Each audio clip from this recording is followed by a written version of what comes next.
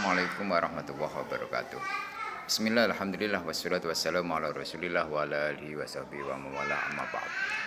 Yang saya hormati dan saya banggakan para pemirsa dan pecinta kajian psikologi Islam dimanapun Anda berada.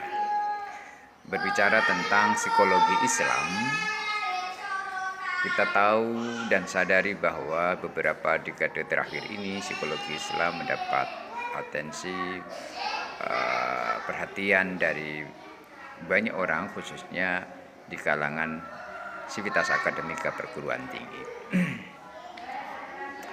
Kehadiran psikologi Islam terutama di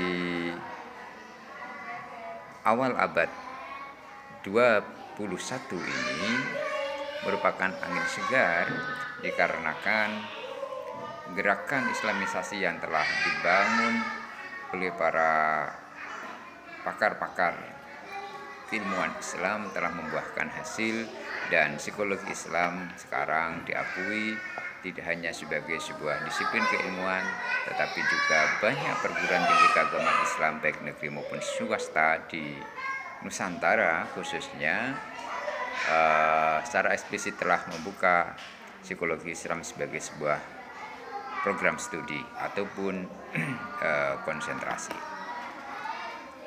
Terkait dengan hal tersebut di atas, maka bagi para pemerhati peminat psikologi Islam, silahkan menyimak beberapa materi keterangan daripada mata kuliah psikologi Islam yang kurang lebih akan saya sampaikan secara berkesinambungan lewat video YouTube ini sampai dengan 12 episode. Psikologi Islam sangat urgent, penting membantu pemahaman terhadap permasalahan kejiwaan yang telah kita caci lewat psikologi konvensional, namun kita sadari bahwa psikologi konvensional belum tuntas mengkaji secara mendalam tentang apa itu hakikat jiwa, tetapi mereka lebih kepada tampilan-tampilan apa yang dilakukan oleh jiwa lewat perilaku seseorang. Psikologi Islam ini bisa kita maknai sebagai sebuah psikologi modern yang difilterisasi kandungannya dengan nilai-nilai Islami. Psikologi Islam ini juga bisa kita maknai sebagai sebuah sudut pandang, corak perspektif Islam terhadap teori konsep psikologi Islam. Tetapi bisa juga kita maknai psikologi Islam, ini yang saya pegang teguh, adalah ilmu yang menelaah, mengkaji tentang tingkah laku manusia yang merupakan cerminan dari jiwa seseorang, baik itu fitrah, akal, hati, maupun nafsunya yang bergejolak menjadi sebuah kepribadian dalam si diri seseorang itu berangkat dari tinjauan Al-Quran dan Sunnah Nabi atau hadis. Nah, berangkat dari pemahaman tentang pengertian psikologi Islam ini, maka ruang lingkup kajian daripada psikologi Islam adalah semua aktivitas atau tingkah laku manusia dalam koridor tuntunan Al-Quran dan Sunnah Nabi. Objek kajian daripada psikologi Islam tentu saja ada objek formal dan ada objek material. Objek materialnya adalah manusia itu sendiri, yakni orang yang tunduk patuh pada wahyu Allah, dan objek formalnya adalah tingkah laku manusia yang sesuai dengan sumber ajaran Islam, yakni Al-Quran dan sunnah Nabi serta ijtihad. Nah, tentu saja kehadiran Al-Quran, psikologi Islam sebagai sebuah paradigma dan aliran baru di dalam psikologi dewasa ini banyak tantangan di samping juga peluang. Salah satu tantangannya adalah banyak para psikolog-psikolog non-Islam yang selalu mempermasalahkan dan tidak mengakui akan eksistensi daripada psikologi Islam. Dari sisi epistemologinya. Yang kedua, dengan label psikologi Islam itu ada kata-kata Islam, seolah-olah itu terbatasi apakah nanti juga bisa diaplikasikan teori konsepnya kepada orang-orang yang non-Islam. Yang ketiga, banyak di antara para psikolog yang beragama Islam itu sendiri merasa canggung atau kurang pede di dalam menggunakan psikologi Islam atau mengklaim bahwa psikologi Islam itu yang dianutnya. Mereka lebih bangga, lebih percaya diri akan kemapanan psikologi konvensional yang telah digeluti selama ini. Namun di samping tantangan-tantangan ini tentu saja banyak peluang. Seiring dengan kompleksitas permasalahan di dunia ini, banyak orang galau, resah gelisah, stres, ingin bunuh diri. Apalagi dengan banyaknya kecanduan HP ini menimbulkan berbagai macam penyakit-penyakit baru seperti depresi, COD, kekeringan jiwa, nilai-nilai spiritualitas transendental yang tidak tercover di dalam cakupan psikologi konvensional ini adalah merupakan peluang para psikolog muslim untuk berkontribusi lebih jauh dan mendalam dengan nilai-nilai Islami. Yang kedua,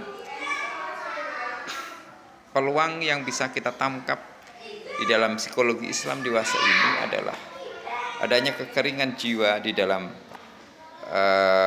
orang-orang yang menyalahi fitrah keilahiannya, di mana proses penciptaan manusia ada unsur jasmani dan rohani. Ruh ilahiyah yang ditiupkan pada seorang ibu di usia 4 bulan kandungan itulah yang harus ditumbuhkan fitrah potensinya untuk dikawal terus agar nilai-nilai spiritualitasnya itu tumbuh berkembang. Dan ini tidak ada di dalam psikologi konvensional. Yang ketiga, peluang yang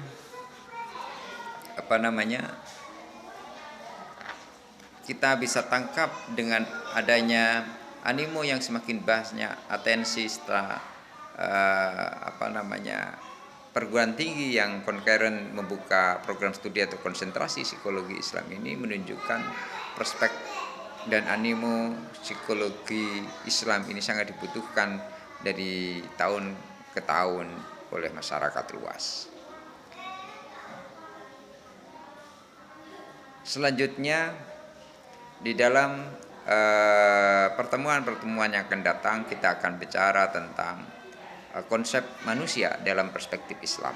Dimulai dari konsep manusia secara umum, lalu kita bandingkan dari berbagai sudut pandang keilmuan, baru kepada perspektif Islami. Yang kedua, ini sangat penting dikarenakan untuk memahami manusia itu sendiri, ya kita harus berangkat dari konsep Islami yang integral, utuh, di mana di dalam Al-Quran banyak ayat-ayat yang menjelaskan tentang proses penciptaan manusia. Terus selanjutnya disambung dengan konsep dasar psikologi Islami, ada nanti pengertian, objek kajian, ruang lingkup, tujuan, manfaat daripada psikologi Islami. Selanjutnya adalah kita akan membedah daripada konsep-konsep psikologi Barat dan psikologi Islam itu sendiri. Dilanjutkan pertemuan tentang kajian metode dan pendekatan psikologi Islam, bagaimana macam-macam metode dan pendekatan psikologi Islam di dalam perumusan, pembangunan, dan metodologinya, serta tidak kalah pentingnya adalah kajian tentang jiwa. Kita di sini akan berbicara tentang pengertian konsep tentang jiwa di dalam Al-Quran dan Sunnah Nabi, serta tingkatan-tingkatan jiwa berikut fungsi dan bagaimana kita memanage jiwa agar tetap baik dan sehat. Selanjutnya adalah kita bicara akan kepribadian dan fitrah manusia dalam psikologi Islam. Dimulai dari apa itu pengertian kepribadian, bentuk daripada tipe-tipe kepribadian di dalam Al-Quran, serta fluktuasi jiwa manusia, berikut fitrah manusia dalam Islam. Sebagaimana kajian-kajian dalam psikologi konvensional, motivasi juga akan masuk dalam cakupan kajian dari psikologi Islam. Kita mulai dari pengertian motivasi, macam-macam motivasi di dalam Al-Quran, terus peranan motivasi dalam kehidupan sehari-hari, dan di psikologi pendidikan nanti kita akan lebih banyak memberi atensi tentang motivasi belajar. Berikut juga pertumbuhan dan perkembangan dalam Islam, mulai dari pengertian pertumbuhan dan perkembangan, periodisasi dan tahapan-tahapan dalam perkembangan, berikut tugas perkembangan manusia dalam Islam, serta faktor-faktor yang mempengaruhi pertumbuhan perkembangan itu sendiri. Kesehatan mental dalam perspektif Islam juga menjadi sebuah kajian tersendiri, mulai dari pengertian faktor-faktor yang mempengaruhi kesehatan mental, berikut konsep sehat dan sakit dalam Islam. Banyak di sekitar kita orang-orang yang mengidap psikopatologi, psikopat berkeliaran di luar sana. Ini menjadi perhatian di dalam kajian kita. Nanti kita akan bedah tentang psikologi dan penanganannya di dalam perspektif Islam. Nah, banyaknya depresi, stres yang dialami banyak orang ini juga kami singgung di dalam buku saya Psikologi Islam, akan membedah tentang apa itu psikoterapi, objek psikoterapi, metode-metode, fungsi dan manfaat daripada psikoterapi Islam dan langkah-langkahnya. Begitu juga dengan kecerdasan dan potensi intuisi dalam Islam, dari mengenai kecerdasan dalam Islam, intuisi, hal-hal penting tentang intuisi, dilanjutkan dengan mimpi dan alam kesadaran manusia, serta doa, dzikir, tazkiyatun nafas sebagai salah satu media terapi, serta tidak meninggalkan tentang kajian psikologi, yakni berpikir dan rupa dalam perspektif Al-Quran dan Sunnah Nabi. Nah, itu yang nanti akan kita lakukan dalam beberapa kajian ke depan. Semoga ada manfaat dan berkahnya. Jangan lupa like dan subscribe video-video tentang kajian psikologi Islam. Saya Agus Hirmawan. Bersama kita akan menebar kemaslahatan baik untuk diri, untuk masyarakat dan umat. Akhirul kalam, wassalamualaikum warahmatullahi wabarakatuh.